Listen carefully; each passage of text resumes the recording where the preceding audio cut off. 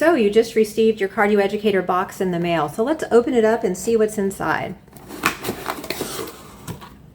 First thing you're going to notice is that you have an instructional card. It's going to let you know exactly what is inside the box, as well as how to get started. So scan that QR code to visit our tutorial page so that you can use CardioEducator effectively in your classroom.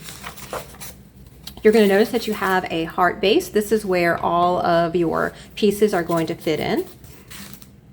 You have pieces that are white and you have pieces that are gray. The white pieces are the normal pieces.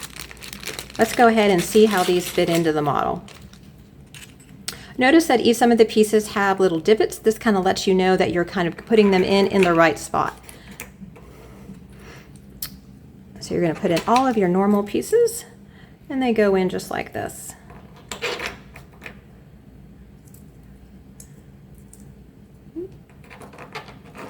And now you have a normal heart. Next, you're going to have your gray pieces. These are the defect pieces. This one represents pulmonary stenosis. Notice how it is narrowed compared to the normal one. And this is our ASD or foramen ovale piece if you're wanting to simulate fetal circulation. This is our piece that will do a ventral septal defect.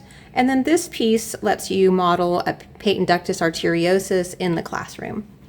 Next, you're going to notice that you have 3 different color-coded cords. The red cord is for oxygenated blood.